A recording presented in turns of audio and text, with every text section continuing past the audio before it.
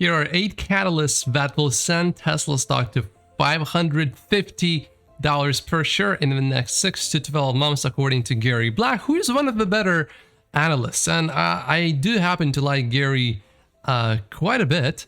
And let's go through those and let's see what's going on. So number 1, Twitter overhang lifts in October. I am looking forward to the end of that whole show, although it's quite entertaining. But as a Tesla stock investor, I just want to move past that as soon as possible.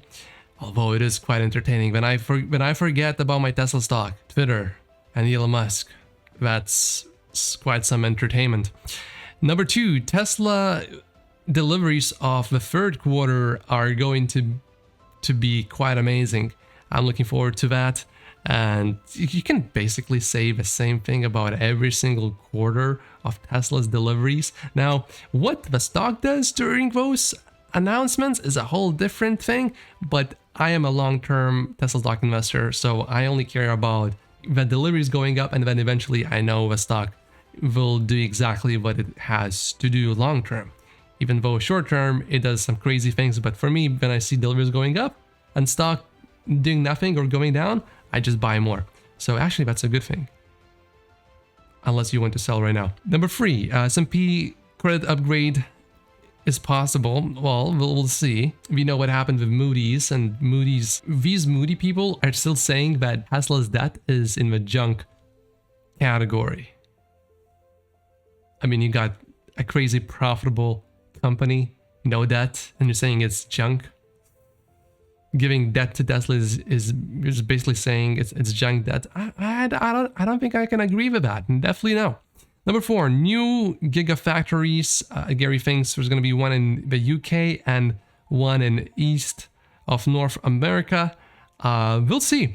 There's obviously some serious consideration for the new factory in Canada, and I'm from Canada, so this is quite exciting for me personally as well. And there's other locations too. You know, there are people talking that it could be in Japan, that there could be another one in China. I would like Tesla to be opening factories in areas of the world that are very stable.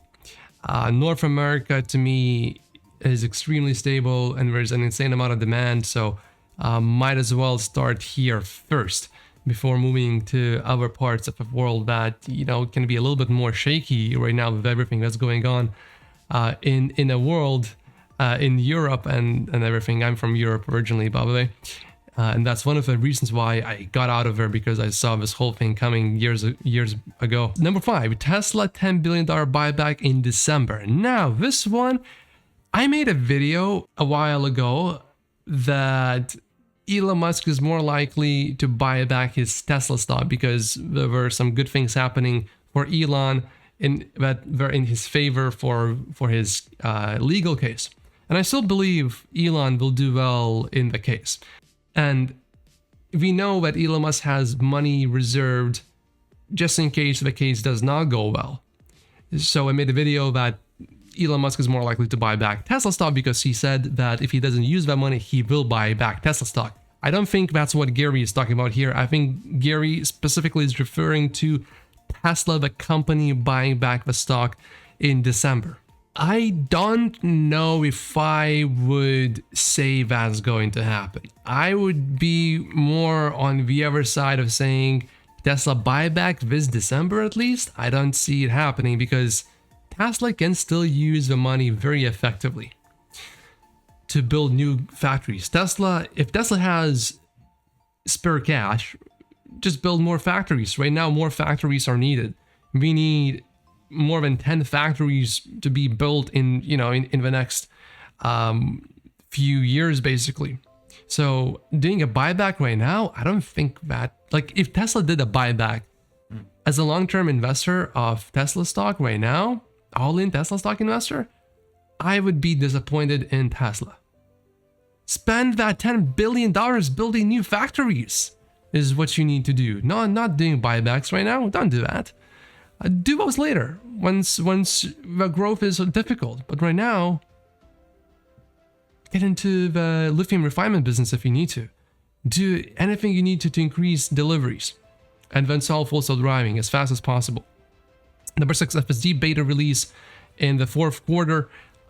Now, when we look at any FSD dates given by Elon Musk, they are always delayed. I would expect this is going to happen also, but Elon always delivers in the end. So even with delays, it will happen. Maybe the wide release is not going to be this year, although technically it's supposed to be happening already. Anyone with a safety score of 80 and higher is supposed to be able to get the FSD beta now. Now, for our car, we do have a safety score now, which is great, and it's much higher than 80. And I don't have my FSD beta yet. Why is that? It's much higher than 80. It's over 90. So I don't know about this one. I hope so. I want to believe that, but you know, I'm looking at my car and it's like, yeah, you don't have FSD beta. So I'm not sure what's happening, but I'm sure eventually it will definitely happen. I would say definitely by middle of next year. I would expect it more likely to be maybe early next year, like an actual real wide release where anyone who wants FSD beta can have it.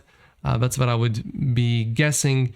But that is actually not that crazy important, but it will bring a lot more videos on YouTube about full self-driving. So it will just bring, like, when I watch a video right now, because there's not that many videos, you won't have that many great videos. So the masses are not as aware of how good FSD already is because there are just not enough interesting videos for them to watch. But when you have so many more people later in the beta, that is going to change. Number 7, Cybertruck launch mid-year 23. Hopefully it's mid-year. You know, it could be delayed again. It got delayed so many times. But yeah, when Cybertruck comes out, it's going to be a big deal, very big deal. So I'm really looking forward to that. I got my pre-order for Cybertruck as well. I'll leave a comment below if you have one as well. I'm really looking forward to it. You know, I am almost thinking, and this is a crazy idea, the Model X that was ordered is not here yet. And the order was placed more than a year ago now. A lot more than a year ago now. I am almost thinking, is it possible that I will have my Cybertruck first before I will put my hands on that Model X? Something to think about. Number 8, $30,000 EV launch in mid-2024. I'm not sure, you know, I would say Tesla does not need to make any other models other than the ones that they are going to release already that are announced. They only need to work on a robotaxi and then make that robotaxi also available to the consumer. The specs are going to be much worse, like slow acceleration, no glow compartment, and a few other things like that. But that will give you a big fleet the moment FSD is done. And if it's not done by 2024, then that gives you a safety net, basically. So, and people will buy that car, I believe. I mean, I would probably buy a few robotaxis. And if I'm not using them, if there's no full self-driving, I would just probably rent them. Just,